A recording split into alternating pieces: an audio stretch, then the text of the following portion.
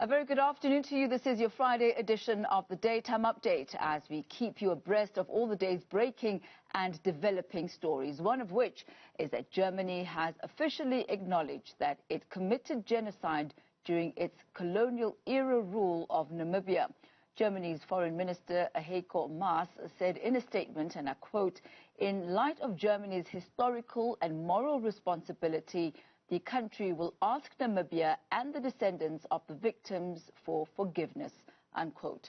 For more on this, I'm joined by President at Africa 55 States and the Organization of African Political Parties Forum, Dr. Charles Sinkala.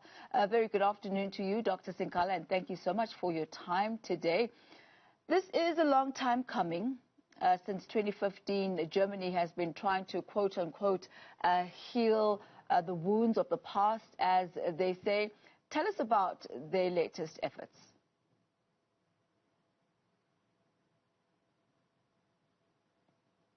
Are you with us, Dr. Sinkala? I think you may need to unmute. My apologies. Apologies. Good afternoon to your viewers.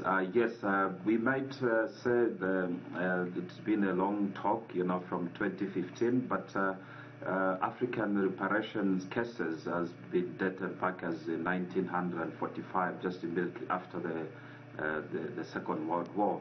But I think this is what now it is reshaping the African continent in terms of understanding that their past actually was stolen by those who took advantage. And I think this also talks to what President Emmanuel Macron said at conference summit last week in Paris, and he has finally also visited, as I'm speaking, is in South Africa.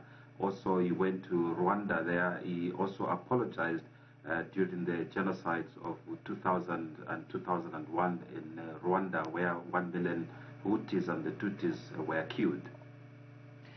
Talk to us about the amount that Germany has put forward, 1.1 billion euro, and this is over the Herero Nama genocide. Take us back in time as to what exactly happened in that era. How far do you want to go back in time? I will start with in the year 1801, when the psychiatrist industry, was developed in Germany by Francis Gatto, with also another British psychologist, where they believed in a system called eugenics. Eugenics is where they believe that certain people can be bred and others can be eliminated from this earth because they will just consume the environment and they are undesirable. So what they used to do was they used to eliminate. And I think if you talk about eugenics, this also in Germany it gave birth to the Nazis, training Hendrik Verwoerd, who came and also started apartheid in South Africa. So this is the history of how things started getting unfolded.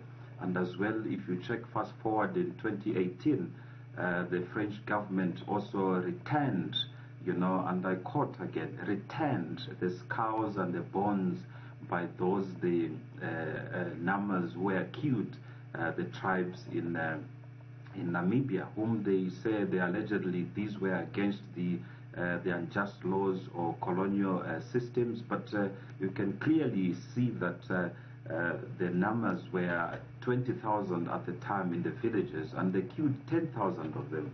And as well as the Hereros were at the time 80,000 in some communities, and they killed 65,000 of them. This was something that historians say that it was an aim to eliminate certain sectors of people from certain society. And it's not only in Namibia, but let's talk about Namibia, where they have arrived at 1.1 billion euros. I do not know, maybe yourself, how they arrived at that amount. They kept the negotiations and the offer in secret. We have only seen that they have arrived at that figure. So what methodology did they use in terms of considering how wrong was the German government in terms of during the period of 1884 and 1920 before South Africa put Namibia under administration in 1920, 1945, thereafter. What was their achievement? And if you talk about composition, what would have been the value of those people? We also do not know the exact numbers, because during such a time, there was not much reliable information you can rely on. But if you compare the genocide in Rwanda, about 1 million people were killed in terms of Paris involvement, and as well in countries such as Namibia as well, the numbers could be a lot of numbers. So in fact, if we talk about 100,000, what those people would have been done, what impact they should have done to the government, and what benefit those generations should have brought to the Namibia, then you can compare to the loss. Once you relate those, then you will know the value. But them merely trying to offer that 1.1 billion euros and over a period of 30 years, that is an insult to the African people, and an insult. We know that money or an apology will never going to bring back the loved ones, but at least they must show respect in terms of negotiating regarding this. If you look at their investment in Namibia, for instance, it's over 200 million euros annually. They've got the BMWs, the Mercedes-Benz, the Volkswagen, the bearing companies. It's equivalent to more or less of what is in South Africa, about 600 companies from Germany benefiting from the African soil. So it is quite a bit of a challenge, but we hope that the AU or another international body should have mediated this type of negotiation so that it is open. And it's not only the colonialist, the Germany, but also the Portuguese, the British, and the Arab Springs who colonized part of the African countries. What did they take? Until now, Namibia, South African government, they are paying colonial tax to the colonial masters.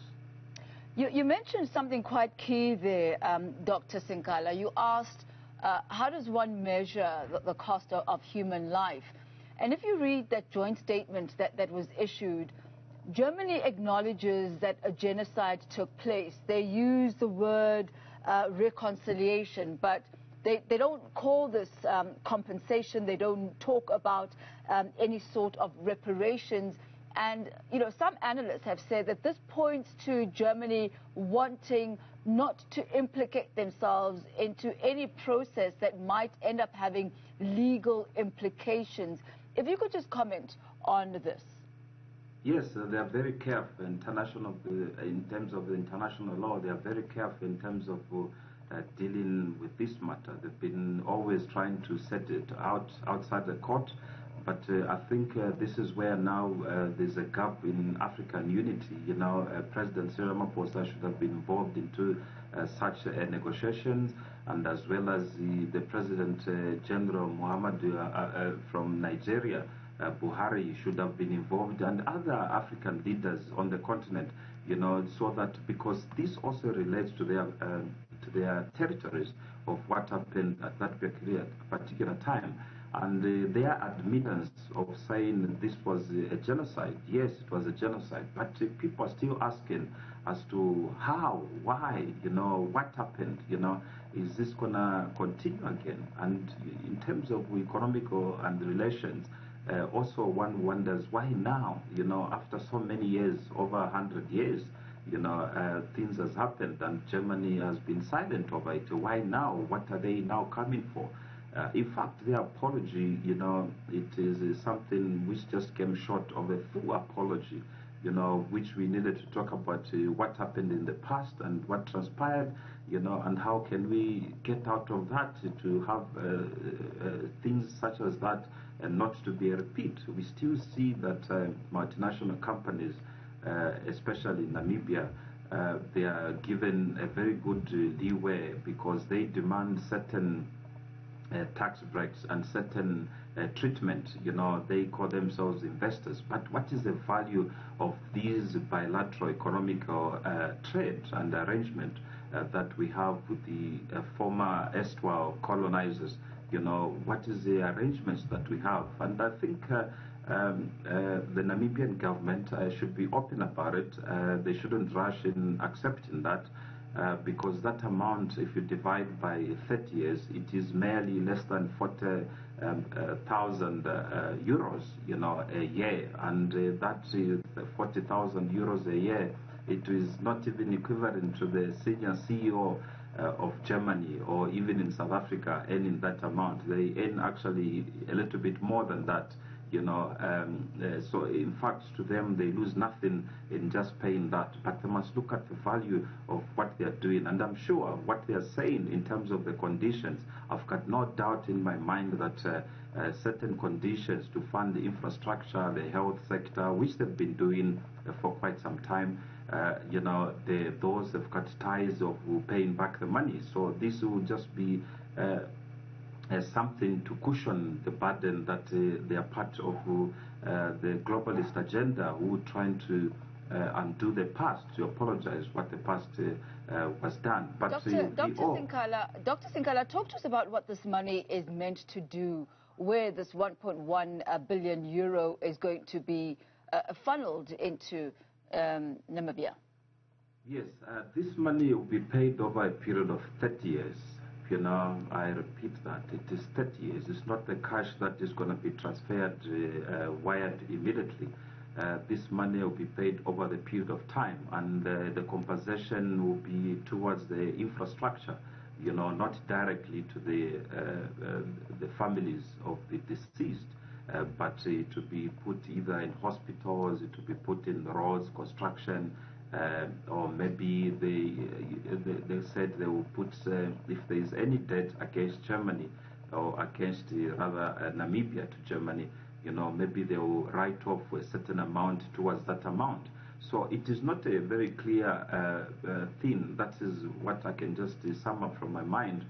But for the lack of having that document of negotiations and the terms, we can only speculate that this will be helping the Namibian government, and people will celebrate. But so many reparations, arrangement, or apologies on the continent of what happened before has been lost on the media without even implementation of what the money is desired to either cushion of the burden of the loss, because governments change and political systems, especially in Africa, they are not cast into stone. And whoever who comes here will ignore that, or in Germany as well, government will change, and they will say, no, we must renegotiate that.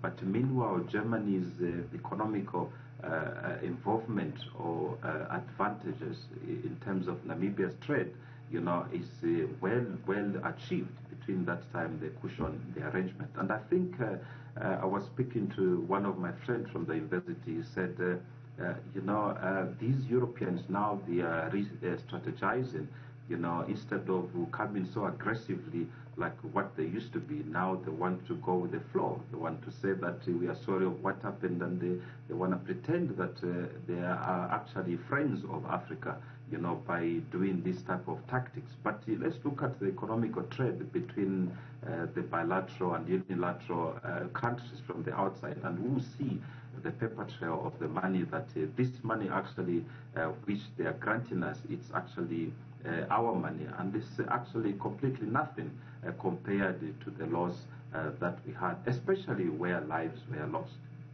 Dr. Charles Sinkala, we'll leave it at that for this afternoon. Also noteworthy as well, the fact that French President Emmanuel Macron acknowledged the role that France has played in the 1994 genocide in Rwanda. So certainly an atmosphere of quote-unquote reconciliation, a repatriation, acknowledgement of involvement, certainly an era for that at this time. That was President at Africa 55 States and the Organization of African Political Parties Forum, Dr. Charles Sinkala.